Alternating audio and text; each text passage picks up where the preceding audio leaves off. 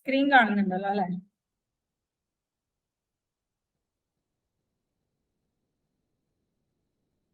Students ആരെങ്കിലും ഒന്ന് respond ചെയ്യൂ. Yes ma'am. അപ്പൊ കഴിഞ്ഞ ക്ലാസ്സിൽ എനിക്ക് തോന്നുന്നു ഇതിലുള്ള ഒരാളാ ഉണ്ടായിരുന്നേ, ഗോപിക കഴിഞ്ഞ ക്ലാസ്സിൽ ഉണ്ടായിരുന്നില്ല എന്നാ വിചാരിക്കണേ. അപ്പൊ കഴിഞ്ഞ ക്ലാസ് എടുക്കുന്ന topic chemical bonding and molecular shapes ആണ്. കഴിഞ്ഞ ക്ലാസ്സിൽ അയണിക് ബോണ്ടിങ്ങിന്റെ കുറച്ച് ബേസിക്സ് കവർ ചെയ്തിട്ടുണ്ട്. ഇനോർഗാനിക് കെമിസ്ട്രി ഹ്യൂഹി ആ ടെക്സ്റ്റ് ബുക്ക് ആണ് നമ്മൾ റെഫർ ചെയ്യുന്നത്. Inorganic chemistry principles of structure and reactivity, James E Huheey, അതാണ് ടെക്സ്റ്റ് ബുക്കിന്റെ പേര്. അപ്പോ ആ ടെക്സ്റ്റ് ബുക്കില് നമ്മൾ അയണിക് ബോണ്ടിങ്ങിന്റെ കുറച്ച് ഫണ്ടമെന്റൽസ് കവർ ചെയ്തു. ഒന്ന് പറ്റുവാണെങ്കിൽ ആ ടെക്സ്റ്റ് ബുക്ക് വായിക്കണം. ഇവന് ഇവർക്ക് കുറച്ച് നോട്ട്സും കൂടെ കൊടുത്തിട്ടുണ്ട്, അതിന്റെ കയ്യിലുണ്ടാവും. അത് പറ്റുവാണെങ്കിൽ ഒന്ന് മേടിക്കണം. Okay,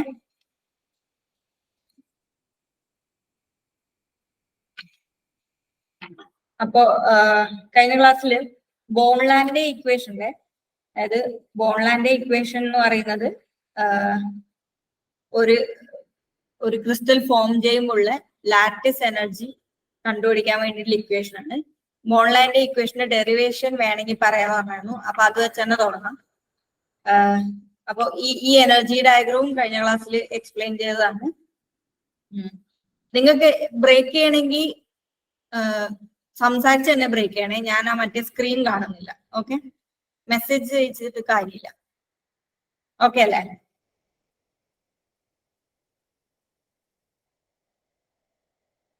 hello. Okay ma'am. Okay, അപ്പോ ബോൺലാൻഡിന്റെ ഇക്വേഷൻ നമ്മൾ പറഞ്ഞു, ഒരു അയണിക് കോമ്പൗണ്ടിന്റെ അയണിക് കോമ്പൗണ്ടിന്റെ ലാറ്റിസ് എനർജി കാൽക്കുലേറ്റ് ചെയ്യാൻ വേണ്ടിയിട്ടുള്ള ഇക്വേഷൻ ആണ്. ലാറ്റിസ് എനർജി കാൽക്കുലേറ്റ് ചെയ്യാൻ വേണ്ടിയിട്ടുള്ള equation, lattice energy of ionic compound. Okay,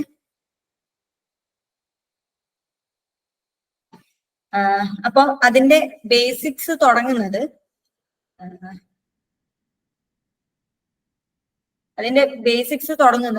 okay ഈ എനർജി ഡയഗ്രത്തിനാണ്. അതായത് ഇപ്പോ Na+ എന്ന് പറയുന്ന ഒരു അയോൺ, Cl- എന്ന് പറയുന്ന ഒരു അയോൺ, ഈ രണ്ട് അയോണിനെയും ഇൻഫിനിറ്റ്സിമൽ ഡിസ്റ്റൻസ് എന്ന് അടുത്തോട്ട് കൊണ്ടുവന്നിട്ട് അത് തമ്മിൽ ഒരു ബോണ്ട് ഫോം ചെയ്തു. അതാണ് ഈ മൊത്തം പ്രോസസ്സ്. അപ്പോ ഒരു സ്റ്റേജ് വരെയും ഇവരെ അടുത്ത് കൊണ്ടുവരുമ്പം അവിടെ ഉണ്ടാവുന്നത് അട്രാക്റ്റീവ് ഇന്ററാക്ഷൻസ് ആയിരിക്കും.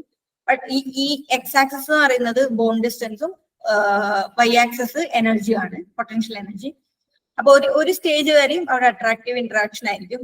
എന്നാൽ ഒരു പരിധിക്കപ്പുറം ഇത് അടുത്തോട്ട് വരുമ്പോൾ ഇത് തമ്മിൽ റിപ്പൽ ചെയ്യും. അപ്പം റിപ്പൽ ചെയ്യുന്ന സമയത്ത് അവിടെ എനർജി ഭയങ്കര ഹൈ ആയിരിക്കും. ഓക്കെ, അതാണ് ഈ എനർജിയിലുള്ള ഇൻക്രീസ് കൊണ്ട് കാണിക്കുന്നത്.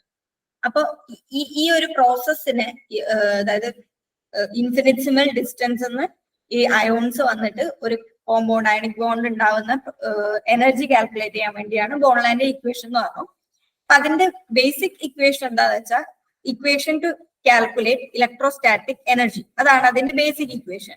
Okay, Z+/Z- divided by 4πε0r, ഇതാണ് ആ ബേസിക് ഇക്വേഷൻ. ഇത് കഴിഞ്ഞ ക്ലാസ്സിൽ എക്സ്പ്ലെയിൻ ചെയ്തതാണ്, ഒന്നുകൂടെ പറയാം. അതായത് this represents attractive interaction. Okay, നമ്മൾ പറഞ്ഞ അടുത്തുകൊണ്ടിരുന്നുള്ള അട്രാക്റ്റീവ് ഇന്ററാക്ഷൻ, പോസിറ്റീവും നെഗറ്റീവും ചാർജ് തമ്മിലുള്ള ഇലക്ട്രോസ്റ്റാറ്റിക് ഇന്ററാക്ഷൻ, അതാണ് ബേസിക് ഇക്വേഷൻ. ഇത് സ്റ്റാർട്ട് ചെയ്തത് അതിൽ Z+ എന്ന് പറയുന്നത് Na+ന്റെ consider the case of formation of NaCl. Okay, അവിടെ Z+ എന്ന് പറയുന്നത് Na+, Z- എന്ന് പറയുന്നത് Cl- ആണ്. 4π കോൺസ്റ്റൻസ്, ε0 എന്ന് പറയുന്നത് പെർമിറ്റിവിറ്റി ഇൻ വാക്വം, R എന്ന് പറയുന്നത് ബോണ്ട് ഡിസ്റ്റൻസ്. ഓക്കെ, അപ്പോ പക്ഷെ ഒരു കോമ്പൗണ്ട് ഫോം ചെയ്യുന്നതിൽ ഈ ഡയഗ്രാം ഇൻഡിക്കേറ്റ് ചെയ്യുന്ന പോലെ തന്നെ അട്രാക്റ്റീവ് എനർജി മാത്രമല്ല ഉള്ള, അതിലൊരു റിപ്പൾസീവ് എനർജി കമ്പോണന്റ് കൂടി ഉണ്ട്. ഓക്കെ, അപ്പൊ ടോട്ടൽ എനർജി എന്ന് പറയുന്നത് ആക്ച്വലി ഇ സി പ്ലസ് ഈ റിപ്പൾസീവ് ആണ്. റിപ്പൾസീവിനെ കുറിച്ച് നമുക്ക് പറയാം. അതിനു മുന്നേ തന്നെ ഈ ഇ സിയില് ഒരു ടേമും കൂടെ നമ്മൾ കൺസിഡർ ചെയ്യാനുണ്ട്. ആ ടേമാണ് എ. ആ ടേമിന്റെ പേരും കഴിഞ്ഞ ക്ലാസ് പറഞ്ഞതായിരുന്നു, മെയ്ഡ് ലങ് കോൺസ്റ്റന്റ്. എ എന്ന് പറയുന്നത് മെയ്ഡ് ലങ് കോൺസ്റ്റന്റ്. അതായത് ഈ മെയ്ഡ് ലങ് കോൺസ്റ്റന്റ് എന്തിനാന്ന് വെച്ചാൽ ഇപ്പോ അതായത് ഒരു NaCl ക്രിസ്റ്റൽ ഫോം ചെയ്യുന്നു. അതിൽ ഒരു Na+ഉം ഒരു Cl- മൈനസും മാത്രമല്ല ഉള്ളത്. ഒരു Na+ന് ചുറ്റും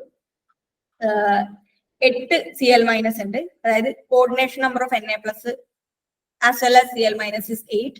അപ്പോ അവിടെ ചുറ്റും 8 കൗണ്ടർ അയോൺസ് ഉണ്ട് ഏതെടുത്താലും. അതായത് ഒരു Na+ന് 8 കൗണ്ടർ അയോൺസുമായിട്ട് ഇന്ററാക്ഷൻസ് ഉണ്ട്. അത്രയും ജോമെട്രിക്കൽ ഇന്ററാക്ഷൻസിനെയും കൂടെ ഈ അട്രാക്റ്റീവ് ഫോഴ്സിലോട്ട് ഇൻക്ലൂഡ് ചെയ്യണം. അതിനു വേണ്ടിയാണ് നമ്മൾ എ എന്നുള്ള ഒരു ടേം ആഡ് ചെയ്യുന്നത്. ഓക്കെ, അപ്പൊ A is equal to Z plus into Z minus E square. E square എന്ന് പറയുന്നത് E എന്ന് പറയുന്നത് ചാർജ് ഓഫ് ഇലക്ട്രോൺ ആണ്. 1.6 into 10⁻⁻⁹ divided by again 4πε0 R. Okay, അപ്പൊ അതാണ് അട്രാക്റ്റീവ് എനർജിയുടെ ടേം. ഇനി റിപ്പൾസീവ് എനർജിയുടെ ടേം എന്താന്ന് വെച്ചാൽ E R is equal to B divided by R into small letter N. അതില് സോറി ഇതല്ല ഇക്വേഷൻ.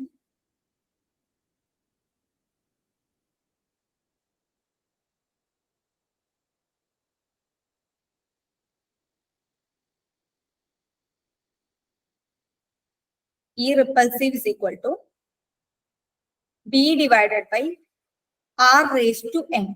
Okay, അതിൽ R again is bond length, N എന്ന് പറയുന്നത് ബോൺ എക്സ്പോണന്റ് ആണ്. ഇത് നമ്മൾ കഴിഞ്ഞ ക്ലാസ്സിൽ പറഞ്ഞായിരുന്നു. N is Born exponent, BORN exponent. Okay, പിന്നെ B എന്ന് പറയുന്നത് B is a constant. ഈ ബോൺ എക്സ്പോണന്റ് നമുക്ക് കിട്ടുന്നത് കംപ്രസിബിലിറ്റി ഡേറ്റ എന്നാണ്. ഇതൊക്കെ നിങ്ങൾ എഴുതിയെടുക്കേണ്ടതെന്നാണോ ഞാൻ വിശ്വസിക്കണേ. ബോൺ എക്സ്പോണന്റ് നമുക്ക് കിട്ടുന്നത് കംപ്രസിബിലിറ്റി ഡേറ്റ എന്നാണ്. അതായത് നമ്മൾ പറഞ്ഞ പോലെ തന്നെ 2 അയോൺസിന് ഭയങ്കരമായിട്ട് അടുത്തുകൊണ്ടിരുന്ന് അവരെ കംപ്രസ് ചെയ്യുന്നത്. അപ്പൊ കംപ്രസ് ചെയ്യുന്ന സമയത്ത് അവിടെയുള്ള ഫാക്ടറാണ് ബോൺ എക്സ്പോണന്റ്. അതും കൂടെ റിപ്പൾസീവ് എനർജിയുടെ ടേമിൽ ഇൻക്ലൂഡഡ് ആണ്. ഓക്കെ, ഇനിയിപ്പം നമ്മൾ പറഞ്ഞ പോലെ ടോട്ടൽ എനർജി ഈസ്, ഈ ഇക്വേഷനെ റീറൈറ്റ് ചെയ്യുകയാണെങ്കിൽ A Z plus Z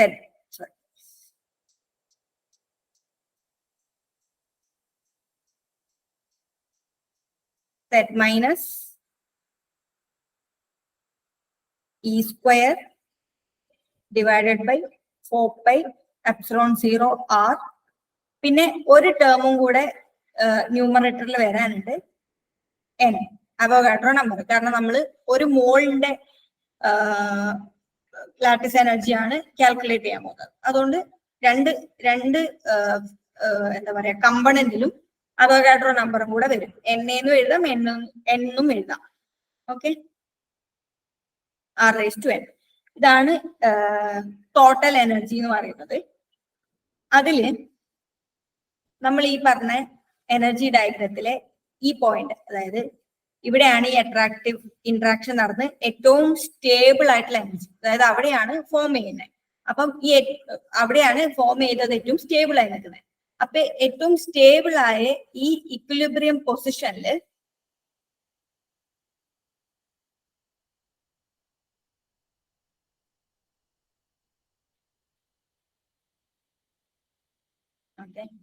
ഏറ്റവും സ്റ്റേബിൾ ആയിട്ടുള്ള ഈ ഇക്വിലിബ്രിയം പൊസിഷനിൽ ഡെറിവേറ്റീവ് ഓഫ് ലാറ്റിസ് എനർജി എന്ന് പറയുന്നത്, അതായത് du by derivative with respect to bond length. Okay, du by dr എന്ന് പറയുന്നത് 0 ആയിരിക്കും. ഓക്കെ, ഇക്വിലിബ്രിയം പൊസിഷൻ ആയതുകൊണ്ട്. ദാറ്റ് മീൻസ്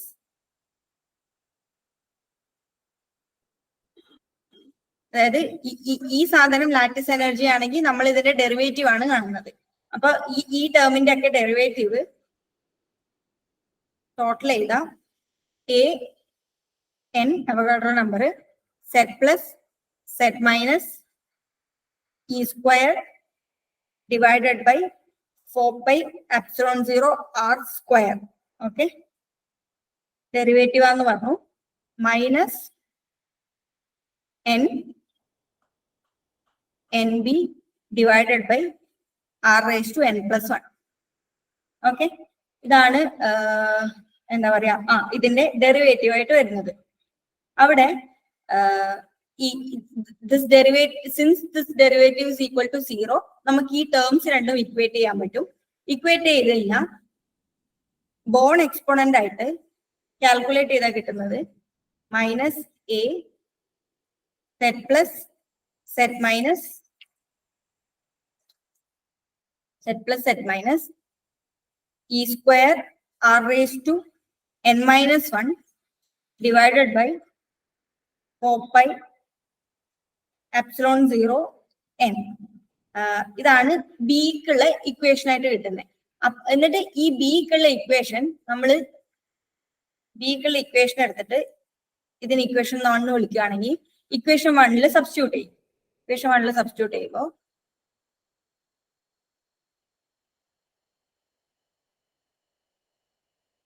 equation 1 substitute ചെയ്യുമ്പോൾ u is equal to lattice energy is equal to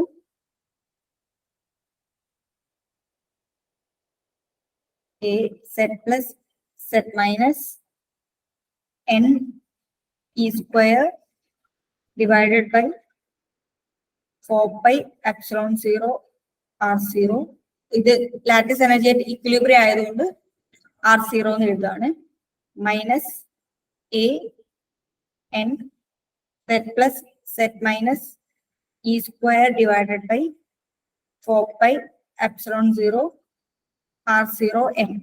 അതായത് ഈ ബിന്നെടുത്ത് ഇക്വേഷൻ 1 സബ്സ്റ്റിറ്റ്യൂട്ട് ചെയ്തു എന്നുള്ള സ്റ്റെപ്പിന് ശേഷം ഇതിനെ ഇന്റഗ്രേറ്റ് ചെയ്യും കൂടെ ചെയ്തു. ഈ du by dr എന്നുള്ള ഇക്വേഷന് ഇന്റഗ്രേറ്റ് ചെയ്യും കൂടെ ചെയ്തു. കാരണം നമ്മൾ ഇവിടെ എഴുതിയേക്കുന്നത് u0 ആണ്. ഓക്കെ, അങ്ങനെയാണ് ഈ ടേംസ് മാറിയേക്കണേ. അതായത് ഈ ഡെറിവേഷൻ പഠിക്കുന്നതിനെ കൊണ്ട് നിങ്ങൾക്ക് എക്സാമിന് വലിയ യൂസ് ഇല്ല, പക്ഷെ ടേംസ് മനസ്സിലാക്കാൻ വേണ്ടി ഡെറിവേഷൻ പറയുന്നത്. ഇതിനെ കൺവേർട്ട് ചെയ്ത് എഴുതിയ u0 is equal to an z plus z minus e square divided by 4 pi epsilon 0 r0 into 1 minus 1 by n. ഇതാണ് ബോൺലാൻഡ് ഇക്വേഷൻ. ഓക്കെ, അപ്പൊ ബോൺലാൻഡ് ഇക്വേഷൻ ഇമ്പോർട്ടൻസ് നമ്മൾ പറഞ്ഞു ലാറ്റിസ് എനർജി കാൽക്കുലേറ്റ് ചെയ്യാൻ വേണ്ടിയിട്ടാണ്. ഒരു NaCl എക്സാമ്പിളിൽ ലാറ്റിസ് എനർജി കാൽക്കുലേറ്റ് ചെയ്യുന്നതും പറഞ്ഞായിരുന്നു. അത് നോട്ട് ചെയ്തെടുത്ത മറ്റേ ആൾക്ക് മനസ്സിലാവും, ഗോപിയൊക്കെ മനസ്സിലാവും. ഈ ബോൺലാൻഡ് ഇക്വേഷൻ പോലെ തന്നെ അടുത്ത ഇമ്പോർട്ടന്റ് ആയിട്ടുള്ള ഒരു കാൽക്കുലേഷൻ ആയിരുന്നു Born Haber cycle. Okay, Born Haber cycle നമ്മൾ പറഞ്ഞു ബോൺലാൻഡ് ഇക്വേഷൻ ഒരു ലാറ്റിസ് എനർജി, അതായത് രണ്ട് അയോൺസിനെ അടുത്ത് കൊണ്ടുവന്നിട്ട് ഫോം ചെയ്യുമ്പോഴുള്ള മാത്രമാണെങ്കിൽ Born Haber cycle represent the total energy changes forming a molecule. അതായത് ഇപ്പം Na എന്നുള്ള സോളിഡ് Na എന്നുള്ള ഗ്യാസായി, Na എന്നുള്ള ഗ്യാസ് Na പ്ലസ് എന്നുള്ള അയോണായി ഗ്യാഷ്യസ് ഫോമിൽ, അതുപോലെ Cl2 എന്ന് പറയുന്ന ഗ്യാസിനെ ഡിസോസിയേറ്റ് ചെയ്ത് Cl ആയി, Cl അയോണൈസ് ചെയ്ത് Cl മൈനസ് ആയി, ഇലക്ട്രോൺ അക്സെപ്റ്റ് ചെയ്ത് Cl മൈനസ് ആയി, എന്നിട്ട് ഈ Na പ്ലസും Cl മൈനസും കൂടെ NaCl ഫോം ചെയ്യും. അത്രയും കേസ്, അത്രയും energy calculate ചെയ്യാനുള്ളതാണ് bone Haber cycle എന്ന് പറഞ്ഞു. ബോൺ ഹാബർ സൈക്കിളിന്റെ ഒരു ഇമ്പോർട്ടൻസ് അതാണ് ഇവിടെ പറയുന്നത്. ബോൺ ഹാബർ സൈക്കിളിന്റെ ഇമ്പോർട്ടൻസ് ഒരു കോമ്പൗണ്ട് ഫോം ചെയ്യോ ഇല്ലയോ എന്നുള്ളത് ബോൺ ഹാബർ സൈക്കിൾ യൂസ് ചെയ്ത് കണ്ടുപിടിക്കാൻ വേണ്ടി പറ്റും. ഞാൻ വീഡിയോ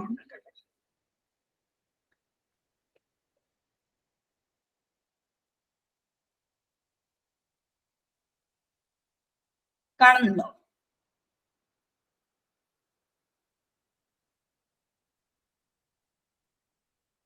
Yes, ma'am. ഇന്റർനെറ്റിന് എന്തെങ്കിലും ഇഷ്യൂ വരുന്നുണ്ടെങ്കിൽ പറയണേ. അതായത് ബഫറിംഗ് ഇഷ്യൂ വരും എന്നുള്ളതുകൊണ്ടാണ് വീഡിയോ ഓൺ ആക്കാതിരുന്നത്. എന്തെങ്കിലും സ്റ്റക്ക് ആവുന്നുണ്ടെങ്കിൽ ഒന്ന് പറയാം, അപ്പൊ ഓഫ് ചെയ്യാം. Okay okay. അപ്പം ബോൺ ഹേബർ സൈക്കിളില് ഇമ്പോർട്ടൻസ് നമ്മൾ പറയുന്നത്, നമുക്കറിയാം NaCl എന്ന് പറയുന്ന ഒരു കോമ്പൗണ്ട് ഫോം ചെയ്യാം. പക്ഷേ ഒരു ക്വസ്റ്റ്യൻ ഇങ്ങനെയാന്ന് വെച്ചോ, NaCl2 എന്ന് പറയുന്ന ഒരു കോമ്പൗണ്ട് ഫോം ചെയ്യാനുള്ള ചാൻസ് ഉണ്ടോ? അതാണ് ക്വസ്റ്റ്യൻ എങ്കിൽ അതിന്റെ answer lies in Born Haber cycle. Okay, അത് എങ്ങനെ എക്സ്പ്ലെയിൻ ചെയ്യുന്നതെന്ന് വെച്ചാൽ, NaCl2 ഫോം ചെയ്യണമെങ്കിൽ നമുക്കറിയാം ഒരു Na+ന്റെ കൂടെ 2 Cl വേണം. ഓക്കെ, അതായത് ആദ്യത്തെ എനർജി ചേഞ്ച് എന്ന് പറയുന്നത് നമുക്കറിയുന്ന പോലെ Na സോളിഡിനെ Na ഗ്യാസ് ആക്കണം. ഓക്കെ, Na ഗ്യാസ് ആക്കാൻ വേണ്ടിയിട്ട് നമ്മൾ പറഞ്ഞു അറ്റോമൈസേഷൻ എനർജിയാണ് ΔH atomisation. ΔH atomisation plus 102 kJ/mol ആണ്. ഓക്കെ, ഇനി അടുത്ത സ്റ്റെപ്പ് എന്ന് പറയുന്നത് സോഡിയം, ഗ്യാസ് ഫോമിലുള്ള സോഡിയം ഒരു ഇലക്ട്രോൺ റിലീസ് ചെയ്തിട്ട് Na+ ആവണം. അതായത് ΔH ionisation energy. Okay, ΔH ionisation energy എന്ന് വെച്ചാൽ പ്ലസ് 496 kJ/mol ആണ്. ഇത്രയും ഓക്കെ. അവിടുന്ന് ഇനി നമ്മള് ക്ലോറിന്റെ കേസ് എടുക്കാന്ന് വെച്ചോ. ക്ലോറിന്റെ കേസിൽ ഒരു ക്ലോറിൻ അതായത് ഡിസോസിയേഷൻ എനർജി വരുന്നുണ്ട്. ക്ലോറിൻ Cl2, അതായത് ബേസിക് ആയിട്ടുള്ള കമ്പണൻസുകളുടെ Na സോളിഡും Cl2 ഗ്യാസും ആണ്. ഓക്കെ, അപ്പം Cl2നെ ഡിസോസിയേറ്റ് ചെയ്തിട്ട് Cl ആവണം. ഓക്കെ, അതിനുള്ള എൻതാൽപ്പി എന്ന് പറയുന്നത് അതും അറ്റോമൈസേഷൻ തന്നെയാണ്. ΔHA Cl എന്ന് പറയുന്നത് പ്ലസ് 121 kJ/mol ആണ്. ഓക്കെ, ഇനി അടുത്ത അടുത്ത എൻതാൽപ്പി ചേഞ്ച് എന്ന് പറയുന്നത് Cl-നെ Cl- ആക്കുന്നത്. ഓക്കെ, അപ്പം അതിന് ആദ്യം ഒരു ഇലക്ട്രോൺ എടുക്കുന്നു. അതിന് ഇലക്ട്രോൺ അഫിനിറ്റി ഒന്നാമത്തെ ഇലക്ട്രോൺ അഫിനിറ്റി എന്ന് പറയുന്നത്, ഒരു സെക്കൻഡ്,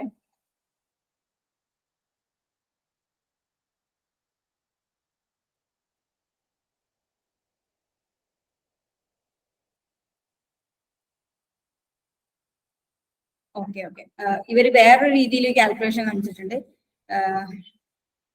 അതായിരിക്കും കുറച്ചുകൂടെ എളുപ്പം. ഇത് ചിലപ്പോൾ കൺഫ്യൂസിങ് ആയിരിക്കും.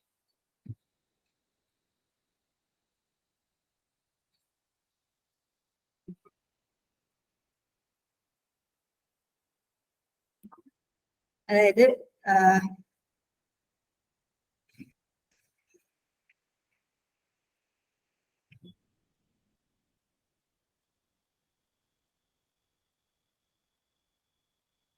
Cl2നെ Cl2 ആയിട്ട് തന്നെ വെച്ചു. എന്നിട്ട് Cl2 മൈനസ് എന്നുള്ള കേസിലോട്ട് മാറ്റുന്നത്.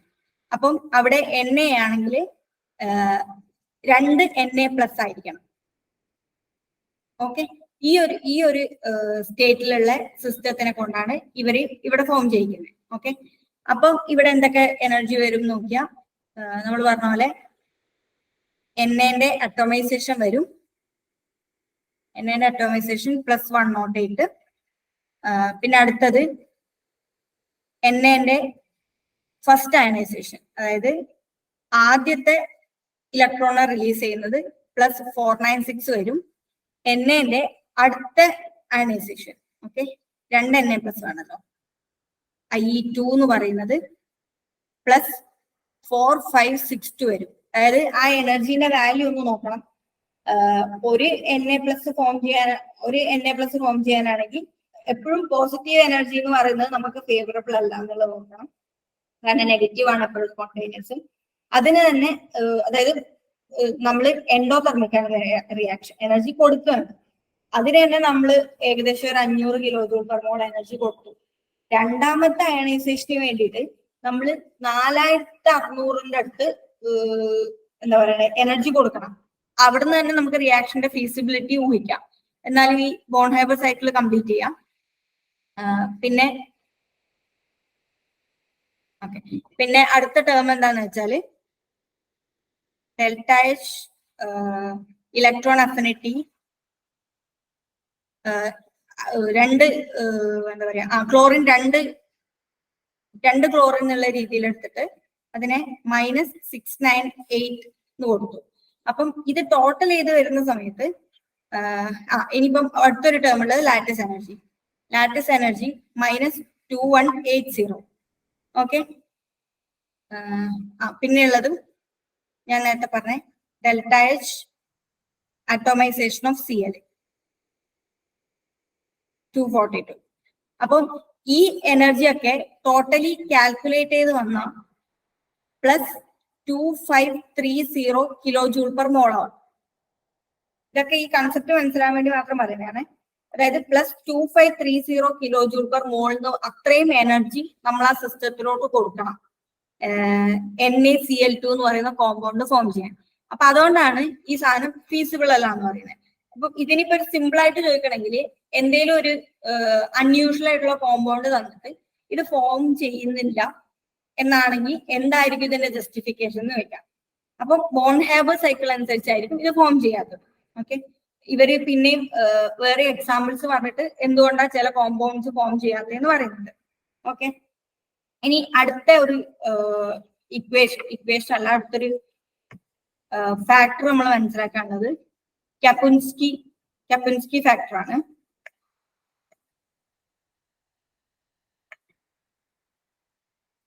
Okay,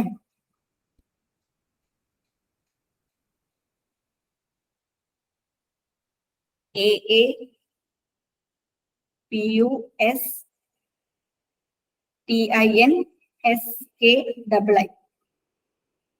കപ്പുൻസ്കി equation. ഈ കപ്പുൻസ്കി ഇക്വേഷൻ പുതിയതൊന്നല്ല.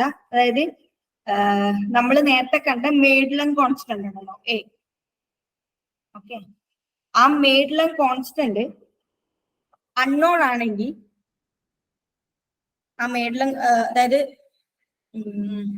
ബോൺലാൻഡ് ഇക്വേഷന്റെ ഇതും കഴിഞ്ഞ ക്ലാസ് പറഞ്ഞായിരുന്നു. ബോൺലാൻഡ് ഇക്വേഷന്റെ കുറെ ടേംസ് ഒക്കെ നോൺ ആണ്. അപ്പൊ ഇതിനെ വേറൊരു ഫോമിലോട്ട് മാറ്റി എഴുതാന്ന് പറഞ്ഞിട്ടുണ്ടായിരുന്നു.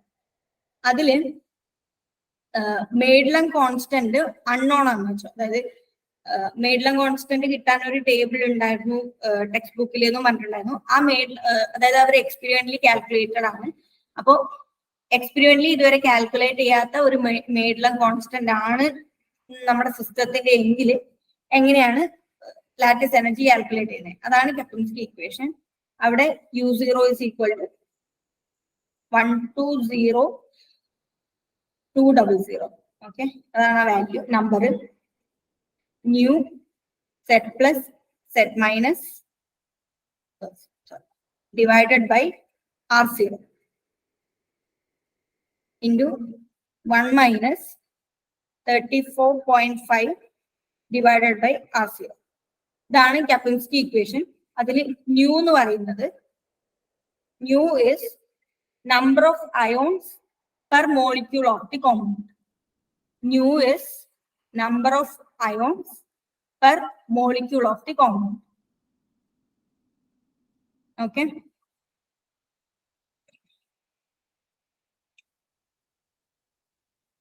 എഴുതിയായിരുന്നോ? ഓക്കെ, ഇനി അടുത്ത ഒരു സബ് ടോപ്പിക് ആണ് factors affecting radio of ions. Okay,